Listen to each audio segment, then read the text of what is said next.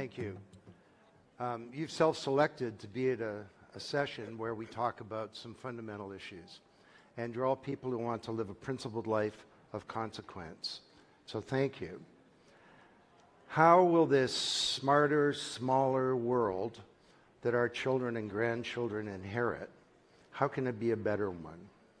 Well, my view, after studying the digital age for 40 years, is that it's now a freight train out of control. And we're going to need nothing less than a new social contract to ensure that, that this smaller world is a better one. So let me explain that idea to you in 14 and a half minutes. I wrote a couple of books in the 1980s that nobody read. I think my mother bought most of the copies. And I started writing some bestsellers in the early 90s. And one of them was the digital economy. That's my term. And it was the first bestseller about the web in the world. And I was asked 20 years later to write the anniversary edition. I had to reflect on where we've come since then. And sure, the digital age has brought all kinds of wonderful things. But the subtitle of the book was Promise and Peril in the Age of Networked Intelligence. And I had a section called The Dark Side. I said, the internet, the web, this is great, but some things could go wrong. They all did, every one of them. This new technology is accelerating these potential problems very quickly as we move into a new second era of the digital age. And so I said, I think we might lose our privacy in an irrevocable way. Check. I said, I think technology will contribute to prosperity and jobs, but it could go the other way. You could see a bifurcation of wealth where the economy grows, but a small handful capture the asset class of the digital age data, and we see wealth creation and a declining middle class. We see growth and declining prosperity. Check. I said, I think the technology will create jobs. Schumpeter, creative destruction, it always does. But we could see a new wave come on that would be so powerful and so fast it would wipe out entire industries. Well, this is not started yet, but it's about to. In 48 of 50 U.S. states, the number one job type for men is truck driver. That's gone in a decade. The number one job type for women is cashier. And it's not just these sort of blue-collar jobs, it's radiologists and pharmacists and all kinds of white-collar jobs as well, where AI can do things better than humans. I said, I think the internet will bring us together. But it could go the other way. We could have a fragmentation of public discourse where people just follow their own point of view. People could create false information and gather communities around that. And we could end up in self-reinforcing echo chambers where the purpose of information is not to inform us, it's, I don't know, to give us comfort for our preconceived views. Check. I said, I think this is going to be really helpful for government and democracy, and I explained how. But I said, I think it could go the other way. Well, of course it has. And we're in a full-blown crisis of legitimacy of our democratic institutions. Exhibit A is the United States, where a third of the population doesn't really care about democracy. They just want their guy in power. And they're prepared to overlook the results of an election. Check. I said, I think this technology can be used to help us solve the big problems of our environment and sustainability. Well, it's certainly helpful for people to organize together, but on the other hand, it enabled globalization, which led to an explosive growth of the global economy. You have the situation that we're facing today. And then I worried about what all this technology might mean for us as humans. The time that we spend online, how it might affect our kids. And now with AI and the second era, we have a challenge to our human agency and our ability to really control our destiny as humans. So how are we going to fix this problem? Well, let me introduce some radical new ideas, 6 of them. And this is really, each of these is an hour, but I'm going to do each one in a minute. The commandeering of our data and the loss of our privacy. The problem is not just privacy. The virtual you represents a mirror image of you. It is your digital identity. You create it, but it's captured by a new class of species of companies called a digital conglomerate. And they use that data to do all kinds of things. That means that you can't use the data to plan your life. You can't monetize that data. You can't protect that data, and it's all in central servers, so it's going to be hacked. Two kinds of these servers, those that have been hacked and those that will be hacked. You can't aggregate the data, decide to give it out for social purposes, and yes, your privacy is being destroyed. And people say to me, well, Don, get over it. Privacy, what's your problem? It's dead. You know, if you got nothing to hide. This is stupidity. Privacy is the foundation of freedom. And all this data represents our identities, and we need to get these back so we can manage them responsibly. This second era of the digital age enables us to do that, to capture our own data so that we own our own identities. We don't need a government to protect our privacy. We ought to own the data that we create so that we can use it to benefit our lives. So that's a new point. It's self-sovereign identity. And this identity bundles in AIs that can decide, yep, the owner of the data, the human, wants to give this away anonymously to certain scientific studies and institutions. I'm going to manage that. The software can manage it. How do we deal with this weird problem of prosperity? Well, the solution that's known today is called the redistribution of wealth, right? Fair enough. I mean, Elon Musk got to pay some taxes. But that's not going to solve the problem. How about a radical new approach? Why don't we pre-distribute wealth? Why don't we change the way that the economy works using this technology to decentralize it and democratize it? Well, how could we do that? Well, first of all, if we owned our own identities, there are 1.5 billion people in the world who could double their income by monetizing their data. We could also, with DeFi, decentralized finance, this software can replace most things that banks can do. That, if we move ahead with this decentralized model, could bring trillions of dollars back into the pockets of regular people. We could, one of the things that would do is solve weird problems like lack of access to the banking system. There are 1.5 billion people who can't get banked. Well, you can fix that in a second because most of them have a supercomputer in their pocket. You can deliver financial services to them. How about remittances, the $1 trillion market where the global diaspora sends money back to their ancestral lands? Why should a Filipino housekeeper in Toronto be charged 12% to send money to her mom in Manila? And why should it take 4 to 7 days? That ought to be as easy, and can be as easy, as sending an email.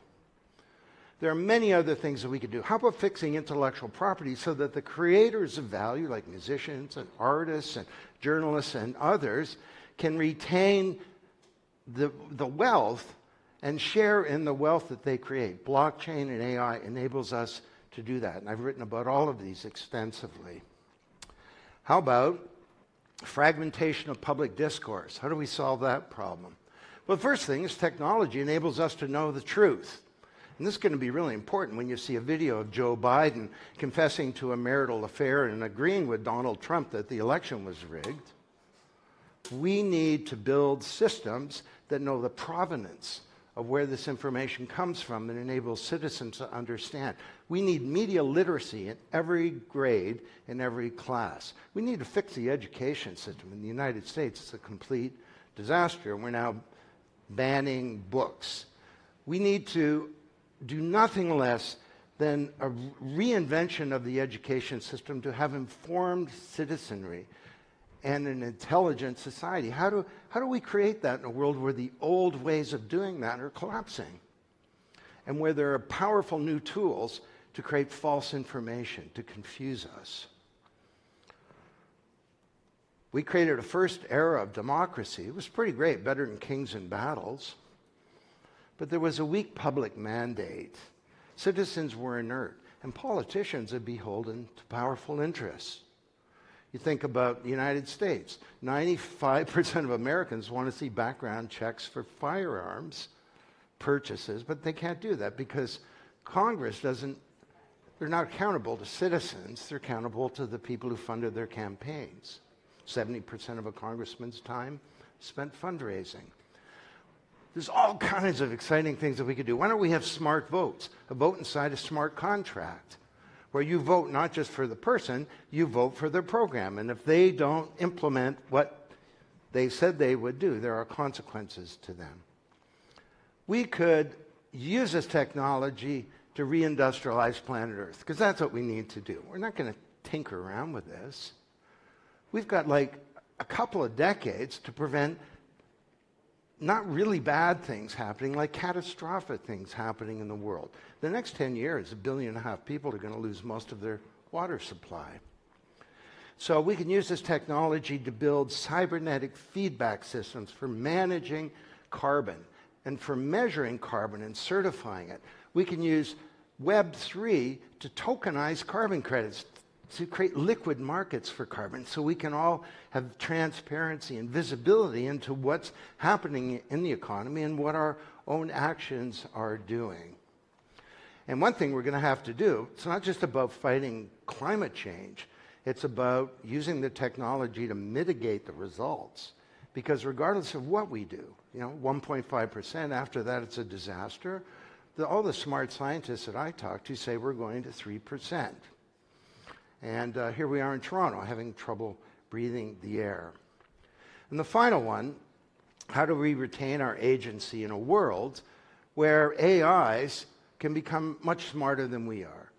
And in the lifetimes of some of the younger people in this room, there will be AIs that look at a human the way that we might look at a little puppy or something like that, and have the capabilities to manipulate us. We're going to need a new Bill of Rights for the second era of the digital age.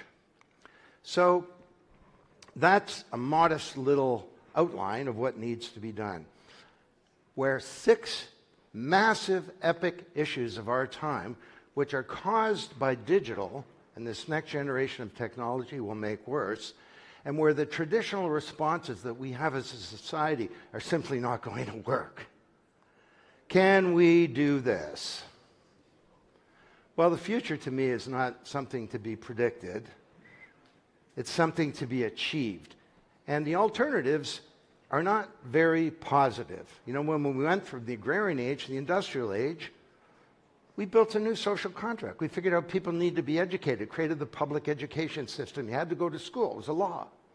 We figured people live in the city are going to need a social safety net. You figured you can't have one oil company own all the oil. So this really comes down to you. Leadership for this is people in this room. It's your personal opportunity. Let me end with an analogy, if I could. I chair the Blockchain Research Institute. We're looking at Web3 and AI and business and society. And we've been studying nature recently to understand what these democratic models might look like. Do you know this? It's called a murmuration. It's a word in the English dictionary. Fish come in schools, bees come in swarms, starlings, various parts of the world, England over the moors, come in a murmuration. And throughout the day, the birds are out over a 20-mile radius doing their starling thing, foraging for food and so on. At night, they create one of the most spectacular things in nature. The murmuration has a function. It warms the birds up for the cold night, but it protects the birds.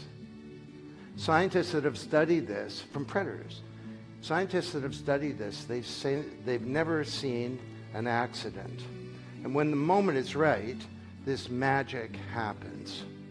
So what if we could connect ourselves on this planet with the next generation of technology that can enable trust, Web3, that can learn at our command, and where we build the social systems and new institutions in society to ensure that it's positive and that it works out.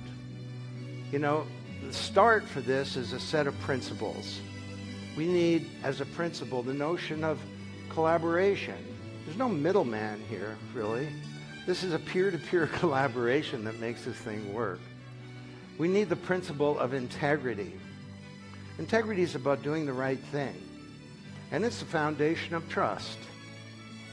We need to build social capital and trust. You know, what is trust? I wrote a book about this. It took me 3 months to write this sentence. Trust is the expectation that the other party will act with integrity, that they will do the right thing.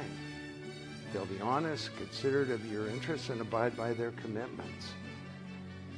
And which is why a little starling will chase a predator 25 times its size, because it knows that the other birds will do the right thing. It trusts the other birds. Now, this is a stimulus response thing of animals that don't have cognition. We do as humans. Imagine if we could roll in our human cognition on a new platform that's coming to us like a train. What kinds of intractable problems could we solve? How could we architect the deep structures of the corporation and new models of our institutions, of our supply chains, and of our societies? I look at this and I get a lot of hope that maybe this age of networked intelligence will be an age where the promise is fulfilled and the peril is unrequited. But I'll tell you, this is a new paradigm. You get one of these, you get a crisis of leadership. Vested interests fight against change, and leaders of the old paradigm have difficulty embracing the new. My experience over many decades now is that leadership can come from anywhere, which means it's your personal opportunity to be a leader, if you will it.